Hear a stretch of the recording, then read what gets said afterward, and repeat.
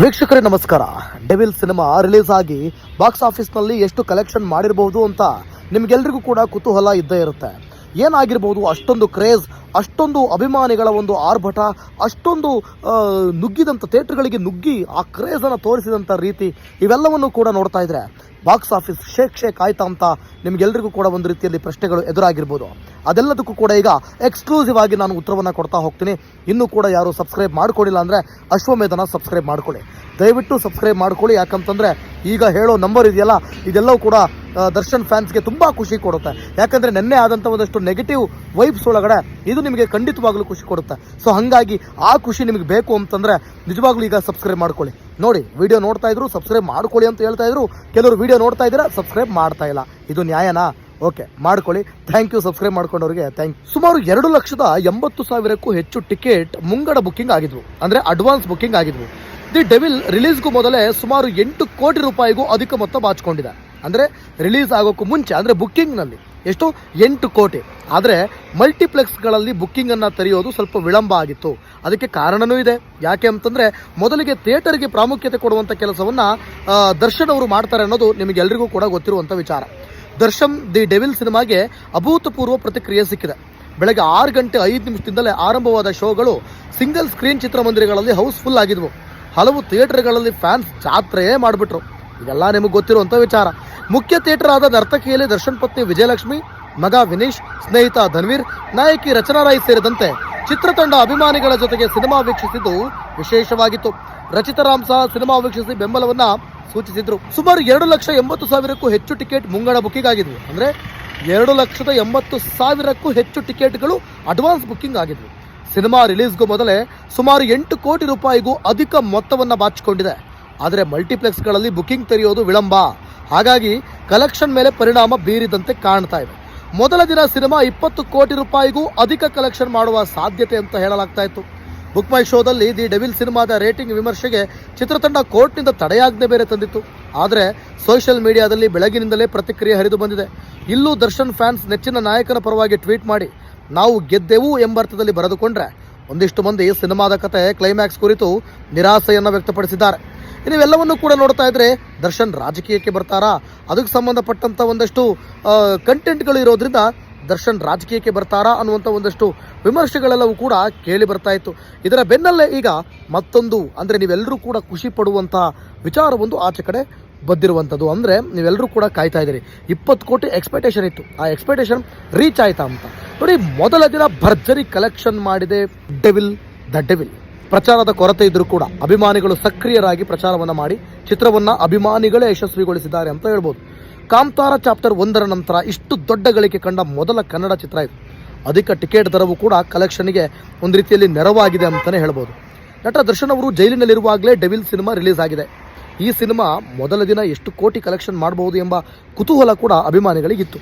ಈ ಪ್ರಶ್ನೆಗೆ ಉತ್ತರ ಸಿಕ್ಕಿದೆ ಈಗ. ಈ ಬಗ್ಗೆ ಬಾಕ್ಸ್ ಆಫೀಸ್ ಕಲೆಕ್ಷನ್ ಲೆಕ್ಕ ನೀಡುವಂಥ ಸ್ಯಾಕ್ ನಿಲ್ಕ್ ಅನ್ನುವಂಥ ಒಂದು ಸಂಸ್ಥೆ ವರದಿಯನ್ನು ಮಾಡಿದೆ. ಸದ್ಯ ಕಲೆಕ್ಷನ್ ನೋಡಿದ ಫ್ಯಾನ್ಸ್ ಫುಲ್ಲು ಖುಷಿಯಾಗ್ಬಿಟ್ಟಿದ್ದಾರೆ. ಕಾಂತಾರ ಚಾಪ್ಟರ್ 1 ಬಳಿಕ ಕನ್ನಡದ ಚಿತ್ರವೊಂದು ಮೊದಲ ದಿನವೇ ಇಷ್ಟು ದೊಡ್ಡ ಮಟ್ಟದ ಗಳಿಕೆ ಮಾಡಿದ್ದು ನನ್ನ ಪ್ರಕಾರ ಇದೇ ಮೊದಲು ಅನಿಸುತ್ತೆ. ಕನ್ನಡ ಸಿನಿಮಾಗಳಿಗೆ ಜನ ಬರೋದಿಲ್ಲ ಎಂಬ ಆರೋಪಗಳು ಬೇರೆ. ಈ ಆರೋಪಗಳು ಮೊದಲಿನಿಂದಲೂ ಕೂಡ ಇದೆ. ಆದರೆ ಕೆಲವು ಸ್ಟಾರ್ ಸಿನಿಮಾಗಳು ಬಂದಾಗ ಜನರು ಮುಗಿಬಿದ್ದು ಸಿನಿಮಾ ವೀಕ್ಷಣೆ ಮಾಡ್ತಾರೆ. ಡೆವಿಲ್ ಸಿನಿಮಾ ರಿಲೀಸ್ ಆಗುವ ಸಂದರ್ಭದಲ್ಲಿ ದರ್ಶನ್ ಜೈಲಿನಲ್ಲಿದ್ದಾರೆ. ಹೀಗಿದ್ದರೂ ಕೂಡ ಪ್ರಚಾರದ ಕೊರತೆ ಆಗಬಹುದು ಅನ್ನೋ ಭಯ ಕೂಡ ಇತ್ತು. ಆದರೆ ಅವರ ಅಭಿಮಾನಿಗಳು ಎಲ್ಲ ಕಡೆಗಳಲ್ಲೂ ಸಿನಿಮಾನ ಪ್ರಚಾರ ಮಾಡುವ ಜವಾಬ್ದಾರಿಯನ್ನು ತೆಗೆದುಕೊಂಡಿದ್ದರು. ಇದರಲ್ಲಿ ಅವರು ಯಶಸ್ಸನ್ನು ಕೂಡ ಕಂಡಿದ್ದಾರೆ. ಡೆವಿಲ್ ಸಿನಿಮಾ ಮೊದಲ ದಿನ 10 ಕೋಟಿ ರೂಪಾಯಿ ಆಸುಪಾಸಿನಲ್ಲಿ ಗಳಿಕೆ ಮಾಡಿದೆ ಅಂತ ಸ್ಯಾಕ್ ನಿಲ್ಕ್ ವರದಿ ಮಾಡಿದೆ. ಇದು ಕರ್ನಾಟಕದ ಕಲೆಕ್ಷನ್ ಮಾತ್ರ, ವಿದೇಶದ ಗಳಿಕೆಯೂ ಸೇರಿದಂತೆ ಮತ್ತಷ್ಟು ಹೆಚ್ಚಲಿದೆ. ಅಂದರೆ ಮೊದಲ ದಿನ 10 ಕೋಟಿ ರೂಪಾಯಿ ಗಳಿಕೆ ಮಾಡಿದೆ ಅಂಥೇಳಿ ಸ್ಯಾಕ್ ನಿಲ್ಕ್ ವರದಿ ಮಾಡಿದೆ. ಇದು ನಾನು ಹೇಳ್ತಾ ಇರೋದು ಕೇವಲ ಕರ್ನಾಟಕದ ಕಲೆಕ್ಷನ್ ಮಾತ್ರ, ವಿದೇಶದ ಗಳಿಕೆಯೂ ಸೇರಿದಂತೆ ಮತ್ತಷ್ಟು ಕೂಡ ಇನ್ನೂ ಗಳಿಕೆ ಹೆಚ್ಚಾಗಲಿದೆ. ಸಿನಿಮಾ ಗಳಿಕೆ ಬಗ್ಗೆ ಚಿತ್ರತಂಡ ಅಧಿಕೃತ ಮಾಹಿತಿ ನೀಡಲಿ ಅಂತ ಫ್ಯಾನ್ಸ್ಗಳು ಕೂಡ ಕಾಯ್ತಾ ಇದ್ದಾರೆ. ಕನ್ನಡದ ಸಿನಿಮಾ ಒಂದು ಮೊದಲನೇ ದಿನವೇ 10 ಕೋಟಿ ರೂಪಾಯಿ ಗಳಿಕೆ ಮಾಡುತ್ತೆ ಅಂದರೆ ಅದೇನು ಸಣ್ಣ ಪುಟ್ಟ ವಿಚಾರ ಅಂತೂ ಅಲ್ಲ. ಇಷ್ಟು ದೊಡ್ಡ ಕಲೆಕ್ಷನ್ ಆಗಲು ಚಿತ್ರತಂಡ ಟಿಕೆಟ್ ಬೆಲೆ ಕೂಡ ಕಾರಣ ಆಗುತ್ತೆ. PVR, ಐನಾಕ್ಸ್ ಸೇರಿದಂತೆ ಬಹುತೇಕ ಮಲ್ಟಿಪ್ಲೆಕ್ಸ್ಗಳಲ್ಲಿ ಟಿಕೆಟ್ ದರ ಕನಿಷ್ಠ ಅಂದರೂ 500 ರೂಪಾಯಿಯಿಂದ ಆರಂಭ ಆಗಿತ್ತು. ಅದರಲ್ಲೂ ಸಿಂಗಲ್ ಸ್ಕ್ರೀನ್ಗಳಲ್ಲಂತೂ 400 ರೂಪಾಯಿ ಫಿಕ್ಸು, 450 ರೂಪಾಯಿ ಫಿಕ್ಸ್ ಇತ್ತು. ಯಾಕಂದರೆ ಅದು ಫ್ಯಾನ್ ಶೋ ಆಗಿತ್ತು. ಹಾಗಾಗಿ ಸಿಕ್ಕಾಪಟ್ಟೆ ಕಾಸ್ಟ್ಲಿ ಇತ್ತು. 400 ರೂಪಾಯಿ ಇತ್ತು ಸಿಂಗಲ್ ಸ್ಕ್ರೀನ್ಗಳಲ್ಲೇ. ಇದರಿಂದ ಕಲೆಕ್ಷನ್ ಹೆಚ್ಚಾಗಿದೆ ಅಂತ ಹೇಳಲಾಗ್ತಾ ಇದೆ. ಕೆಲವು ಮಲ್ಟಿಪ್ಲೆಕ್ಸ್ಗಳಲ್ಲಿ ಜನ ಇಲ್ಲದೆ ಶೋ ಕ್ಯಾನ್ಸಲ್ ಆದ ಬಗ್ಗೆಯೂ ಕೂಡ ವರದಿಯಾಗಿದೆ. ಅದು ಯಾಕೆ, ಅದಕ್ಕೆ ಕಾರಣ ಏನು ಅಂತೇಳಿ ಇನ್ನೂ ಕೂಡ ಗೊತ್ತಿಲ್ಲ. ಸೊ ಒಟ್ಟಾರೆಯಾಗಿ ಸಿನಿಮಾದ ಕಲೆಕ್ಷನ್ ಬಗ್ಗೆ ಬಂದಾಗ ಸುಮಾರು 10 ಕೋಟಿ ಕಲೆಕ್ಷನ್ ಮಾಡಿರೋದೇನು ಸಾಮಾನ್ಯವಾದ ವಿಚಾರ ಅಲ್ಲ.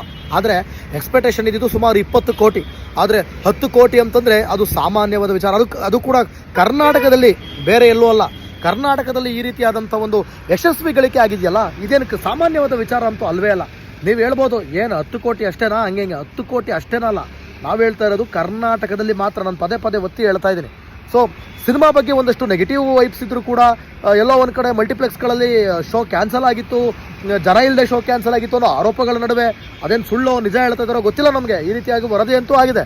ಸೊ ಹೀಗಿರುವಾಗ ಜನ ಕಿರಿದು ಬಂದು 10 ಕೋಟಿಗೂ ಅಧಿಕ ಕಲೆಕ್ಷನ್ ನಡೀತಾ ಇದೆ ಅಂತಂದರೆ, ಕಾಂತಾರ ಬಿಟ್ಟರೆ ನೆಕ್ಸ್ಟು ಡೆವಿಲ್ ಸಿನಿಮಾದ ಕಲೆಕ್ಷನ್ ಅಧಿಕವಾಗಿದೆ ಅಂತಂದರೆ ನಿಜವಾಗಲೂ ಕೂಡ ಹ್ಯಾಟ್ಸ್ ಆಫ್ ಹೇಳುವಂಥದ್ದು ಆಗಲೇಬೇಕು. ಯಾಕಂತಂದರೆ ನಟ ದರ್ಶನ್ ಅವರು ಜೈಲೊಳಗಿದ್ದಾರೆ, ಪ್ರಚಾರಕ್ಕೆ ಬಂದಿಲ್ಲ. ಅಭಿಮಾನಿಗಳೇ ಪ್ರಚಾರ ಮಾಡಬೇಕು, ಅಭಿಮಾನಿಗಳೇ ಖರ್ಚು ಹಾಕ್ಕೊಬೇಕು, ಅಭಿಮಾನಿಗಳೇ ಎಲ್ಲವನ್ನು ಕೂಡ ಹಾಕ್ಕೊಂಡು ಮಾಡಬೇಕು. ಪ್ರತಿಯೊಂದು ಕೂಡ ಅವರಿಂದನೇ. ಯಾಕಂತಂದರೆ ನೋಡಿ, ಈ ಎಲ್ಲರೂ ಕೆಲವೊಂದು ಆರೋಪಗಳಿತ್ತಂತೆ, ಅಭಿಮಾನಿಗಳಿಗೆ ಅವ್ರು ಕೊಡ್ತಾರೆ, ಅಭಿಮಾನಿಗಳಿಗೆ ದರ್ಶನ್ ಕೊಡ್ತಾರೆ, ಕಾಸು ಕೊಟ್ಟು ಮಾಡಿಸ್ತಾರೆ, ದುಡ್ಡು ಕೊಟ್ಟು ಮಾಡಿಸ್ತಾರೆ, ವಿಜಯಲಕ್ಷ್ಮಿ ಕೊಡ್ತಾರೆ, ಅವ್ರು ಕೊಡ್ತಾರೆ, ಇವ್ರು ಕೊಡ್ತಾರೆ. ಇವತ್ತು ಕೊಡೋಕ್ಕೆ ಯಾರು ಇದ್ದಾರೆ? ಮೇನ್ ಪಿಲ್ಲರೇ ಇಲ್ಲ, ಆಯಿತಾ? ನಟ ದರ್ಶನ್ ಅವರು ಇವತ್ತು ಜೈಲಲ್ಲಿದ್ದಾರೆ. ಸೊ ಅವರು ಜೈಲಲ್ಲಿ ಇದ್ದರೂ ಕೂಡ ಯಾವ ರೀತಿಯಾಗಿ, ಯಾವ ಪರಿಯಲ್ಲಿ ಅಭಿಮಾನಿಗಳು ಚಿತ್ರವನ್ನು ಗೆಲ್ಲಿಸ್ತಾ ಇದ್ದಾರೆ ಅಂದರೆ ಈ ಮುಖಾಂತರ ಗೊತ್ತಾಗುತ್ತೆ. ಸೊ ಇವೆಲ್ಲವನ್ನು ಕೂಡ ನೋಡ್ತಾ ಇರುವಾಗ ಡೆವಿಲ್ ಚಿತ್ರವನ್ನು ಅಭಿಮಾನಿಗಳು ಗೆಲ್ಲಿಸಿದ್ದಾರೆ, ಅಭಿಮಾನಿಗಳು ಅದನ್ನು ಎತ್ತರಕ್ಕೆ ಕೊಂಡೊಯ್ದಿದ್ದಾರೆ. ಅಭಿಮಾನಿಗಳ ಸಿನಿಮಾ ಇದು. ಯಾಕಂತಂದರೆ ನಾನು ಒಂದಷ್ಟು ರಿವ್ಯೂ ಮಾಡುವಾಗ ಹೇಳ್ತಾ ಇದ್ದೆ, ಒಂದಷ್ಟು ನೆಗೆಟಿವ್ ವೈಬ್ಸ್ ಇದ್ದರೂ ಕೂಡ, ಒಂದಷ್ಟು ಸಿನಿಮಾದಲ್ಲಿ ಸ್ವಲ್ಪ ನಮಗೆ ಇಷ್ಟ ಆಗದಿರೋಂಥ ಒಂದಷ್ಟು, ಅಂದರೆ ಸಿನಿಮಾ ಎಕ್ಸ್ಪೆಕ್ಟೇಷನ್ ರೀಚ್ ಆಗಲಿಲ್ಲ ಅಂದರೂ ಕೂಡ, ಅಯ್ಯೋ ಅವ್ರನ್ನ ಸ್ಕ್ರೀನ್ ಮೇಲೆ ನೋಡೋದೇ ಒಂದು ರೀತಿಯಲ್ಲಿ ಹಬ್ಬ, ದರ್ಶನ್ ಅವ್ರನ್ನ ಸ್ಕ್ರೀನ್ ಮೇಲೆ ನೋಡೋದೇ ಒಂದು ರೀತಿಯಲ್ಲಿ ಹಬ್ಬ.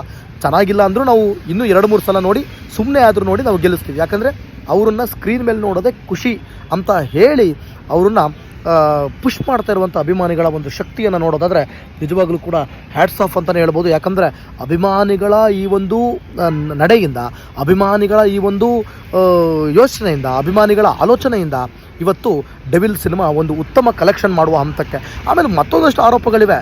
ಭಾನುವಾರ ತನಕ ನೋಡ್ಕೊಳ್ಳಿ, ಸೋಮವಾರದ ಮೇಲೆ ಏನೂ ಇರಲ್ಲ, ಸೋಮವಾರದ ಮೇಲೆ ಏನೂ ಆಗಲ್ಲ ಅಂತ. ನೋಡ್ರಿ, ಈ ರೀತಿಯಾದಂಥ ನೆಗೆಟಿವ್ ರಿವ್ಯೂಸ್ಗಳು ಕಾಂತಾರ ಸಿನಿಮಾಗೂ ಬಂತು.